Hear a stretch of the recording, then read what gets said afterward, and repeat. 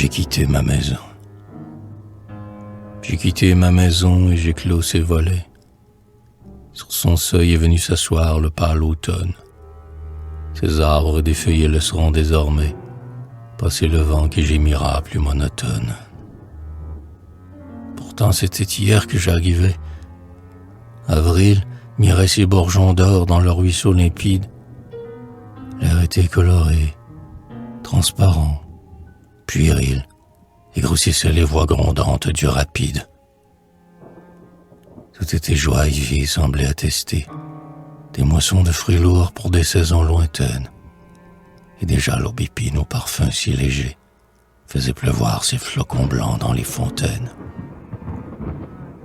Tout palpitait, le sein des tulipes s'ouvrait, l'abeille aux ailes d'ambre entrait dans les corolles, et comme autant des dieux que la Grèce adorait, les sources échangeaient d'amoureuses paroles.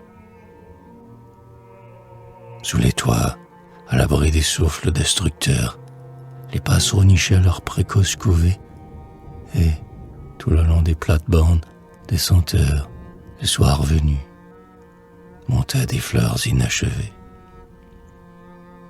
J'ai vécu là des jours heureux parmi les miens, bornant mon horizon au coin de ma terrasse, aux livres d'aujourd'hui préférant les anciens et négligeant Musset pour une ode d'Horace.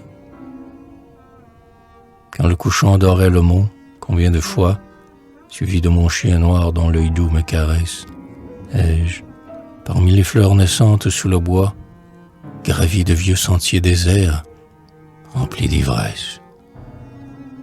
Et tout cela n'est plus.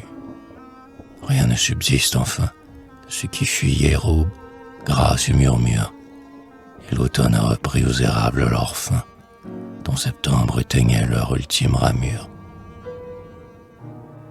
Ô printemps, se peut-il que tu passes si tôt? Ne pourrais-je jamais attarder ta jeunesse sous mes ormes à qui je reviendrai tantôt, demander un peu d'ombre au seuil de ma vieillesse?